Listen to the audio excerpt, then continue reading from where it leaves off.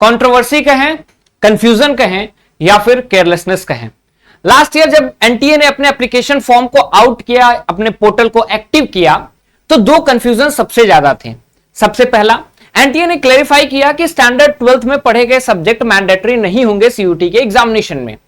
तो सबसे पहला क्वेश्चन ये आया कि जो दिल्ली यूनिवर्सिटी का एलिजिबिलिटी क्राइटेरिया है, जहां पे सब्जेक्ट मैपिंग के तहत आप वही सब्जेक्ट का एग्जामिनेशन देंगे डोमेन और लैंग्वेज में जो आपने स्टैंडर्ड 12th में पढ़ा है, ये एलिजिबिलिटी क्राइटेरिया कैंसिल हो जाएगी। मतलब एक साइंस का स्टूडेंट अगर आर्ट्स लेना चाहता है तो वो साइंस का एग्जाम डोमेन का एग्जामिनेशन नहीं देगा, वो कोई भी डोमेन का एग्जामिनेशन या कोई भी लैंग्वेज का एग्जामिनेशन दे सकता है, जिसको दिल्ली यूनिवर्सिटी ने सिरे से खारिज किया और कहा कि हम लोग इस सब्जेक्ट मैपिंग को 12th की एलिजिबिलिटी क्राइटेरिया को रखेंगे। दूसरी कंफ्यूजन कि उसी पोर्टल पे जब दिल्ली यूनिवर्सिटी के एलिजिबिलिटी क्राइटेरिया को चेकआउट किया गया तो वहां पे हमें एक सबसे सरप्राइजिंग चीज मिला कि बीकॉम ऑनर्स या फिर प्रोग्राम के बच्चों के लिए मैथ्स या फिर अप्लाइड मैथ्स को कंपलसरी कर दिया गया। यहां पे बच्चों के बीच में एक पैनिक क्रिएट हुआ, क्योंकि कॉमर्स के बहुत कम बच्चे होते हैं जो कि मैथ्स को लेकर के कॉमर्स परस्यू करते हैं। अदरवाइज उनका accountancy, book keeping, economics, BST, यही सारी चीजें चलती हैं। इसको लेकर के जब दिल्ली ये इस कदर कंफ्यूजन क्रिएट हुआ कि दिल्ली यूनिवर्सिटी को आखिरकार जो है इस कंफ्यूजन के अगेंस्ट में बोलना पड़ा, ऑफिशियल स्टेटमेंट्स देने पड़े, और जब उसने अपने बुलेटिन को रिलीज किया तो एक नया एलिजिबिलिटी क्राइटेरिया आउट किया। मैथ्स कंपलसरी था लेकिन उसके साथ भी एक एलिजिबिलिटी क्राइटेरिया आउट हुआ। क्या है वो एलिजिबिलिटी क्राइटेरिया, क्या थी पूरी स्टोरी, ये मैं आप लोगों को बताऊंगा ताकि आप लोग अभी से अपने प्रिपरेशन में सब्जेक्ट कॉम्बिनेशन को लेकर के बीकॉम ऑनर्स के लिए कंफ्यूज ना हो। नमस्कार, स्वागत है आपका हमारे इस ऑनलाइन लर्निंग प्लेटफॉर्म बेसिक शिक्षा पे। उम्मीद करता हूं कि आप बढ़िया होंगे, मस्त होंगे और अपनी तैयारी को स्टार्ट कर दिए होंगे। पीक टाइम है, अभी से तैयारी स्टार्ट कर दीजिए। और मैं अमित तिवारी, आप सभी का इकोनॉमिक्स का मेंटर, आप लोगों को थ्रू आउट द ईयर बहुत सारे ग्राफ और बहुत सारे स्टडी मटेरियल के साथ हेल्प करने वाला हूं। तो स्टार्ट करते हैं इस वीडियो को। उससे पहले अगर आपने अपनी तैयारी स्टार्ट नहीं की है तो अभी आपके पास परफेक्ट समय है तैयारी को स्टार्ट करने का। हमारा हौसला बैच रिसेंट नया आ रहा है, ठीक है। इस हौसला बैच में अभी मैं आपको बताऊं कि इनिशियल डिस्काउंट है, जहां पे आपको 1000 का एक्स्ट्रा डिस्काउंट दिया जा रहा है, ठीक है। उसके बाद यहां पे आपको लाइव क्लासेस मिलेंगी। अगर आप लाइव नहीं अटेंड कर पाए तो रिकॉर्डेड क्लास मिलेगी। हर एक क्लास के टॉपिक से रिलेटेड आपको डीपीपी क्वेश्चंस मिलेंगे, डेली प्रैक्टिस क्वेश्चंस मिलेंगे। उसके बाद practice set, test series, mock test, 1-to-1 mentorship, आने वाले सारे बैचेस आपको फ्री में मिलेंगे ताकि आपका परफेक्ट रिवीजन हो सके। इसलिए देरी मत कीजिए, साथ साथ मेरे द्वारा प्रिपेयर किए गए अगर आपका इकोनॉमिक्स है या फिर आपके जो भी सब्जेक्ट्स हैं उनका एक परफेक्ट स्टडी प्लानर भी आपको दिया जाएगा ताकि आपके लेक्चर्स कब कंप्लीट होंगे, कैसे कंप्लीट होंगे, वो आपको पता हो सके। बाकी अगर आप जुड़ना चाहते हैं तो नीचे दिए गए नंबर पे आप कॉल करके, मैसेज करके जुड़ सकते हैं। और भी कोई क्वेरी है तो आप रेज कर सकते हैं। बात करते हैं दिल्ली यूनिवर्सिटी की। दिल्ली यूनिवर्सिटी ने जब ये प्रेस कॉन्फ्रेंस रिलीज की तो मैं आपको लेकर के चलता हूं सीधे उसके बुलेटिन पे। ये रहा एलिजिबिलिटी क्राइटेरिया जिसको बाद में बदला गया। बेसिकली यहां पे आप देख रहे होंगे कि एनी वन लैंग्वेज, ठीक है, इसको मैं थोड़ा और जूम इन करता हूं कि कोई भी आप एक लैंग्वेज लिस्ट ए से लेंगे and mathematics and applied mathematics and any 2 subject from list B, कि मैथ्स आपका कंपलसरी है, उसके बाद कोई भी एक डोमेन, मतलब कि 3 डोमेन और एक लैंग्वेज। तो पहला क्या, 3 डोमेन और एक लैंग्वेज 12th में पढ़े होने चाहिए।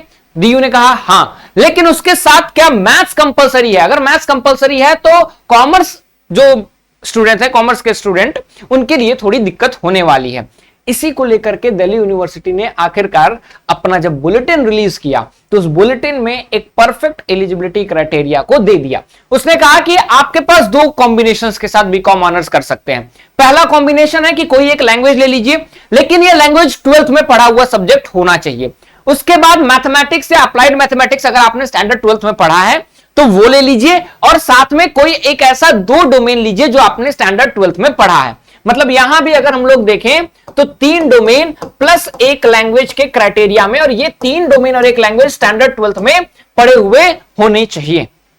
उसके बाद एक नया जो क्राइटेरिया आउट किया गया, वो चेंजेस किए गए कि any one language from list A, जो आप लिस्ट ए में कोई एक लैंग्वेज जो आपने स्टैंडर्ड 12th में पढ़ा है।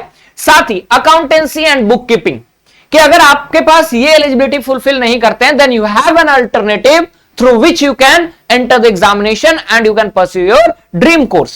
और ये था कि अकाउंटेंसी बुक कीपिंग आप ले सकते हैं, एक लैंग्वेज ले सकते हैं, और any 2 subject from list B. ठीक है, कि आप कोई भी लिस्ट बी से 2 सब्जेक्ट, मतलब यहां पे भी आपके 3 डोमेन और एक लैंग्वेज है। और साथ ही अगर आपको बीकॉम ऑनर्स करना है तो कितने कितने सीट्स हैं वो यहां पे दे दिया गया इंफॉर्मेशन बुलेटिन में। आप चाहें तो इंफॉर्मेशन बुलेटिन जो है डीयू के होम पेज से डाउनलोड कर सकते हैं। ठीक है, तो इंफॉर्मेशन बुलेटिन में किस कैटेगरी में कितने कोर्सेज में कितने सीट्स हैं, ये सारी चीजें। और लास्ट में लिख दिया कि it is mandatory for the candidates to appear in CUET UG 2025 for दो subject in which she or he appearing has passed standard 12th, कि स्टैंडर्ड 12th में आप पास होने चाहिए। तो आपका सब्जेक्ट कॉम्बिनेशन बीकॉम ऑनर्स के लिए क्या बना? 3 डोमेन, 1 लैंग्वेज।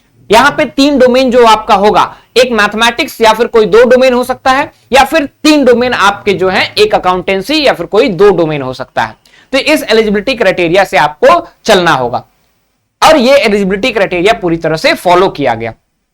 तो इस तरह से आपको अपने दिमाग में क्लियर करना होगा कि क्या आप बीकॉम ऑनर्स अगर करना चाहते हैं तो ये एलिजिबिलिटी फुलफिल करते हैं या फिर नहीं करते हैं। अगर मैं आपको कट ऑफ की बात बताऊं तो last year Lady Shri Ram College और Shri Ram College of Commerce, ये 2 कॉलेजेस जहां पे लाखों की प्लेसमेंट लगती है, बच्चे इन दोनों को सबसे पहले प्रायोरिटाइज करते हैं। Shri Ram College of commerce का पहला कट ऑफ 917 था जनरल कैटेगरी का, और जिसको मिल जाएगा वो तो Shri Ram College of commerce की सीट छोड़ेगा नहीं। ठीक है, बहुत कम परसेंटेज बच्चे होते हैं, ना के बराबर, जो छोड़ते हैं। तो आपका एक क्या हुआ कि 917 वहां पे चाहिए, 906 गया था लेडी श्री राम कॉलेज का कट ऑफ।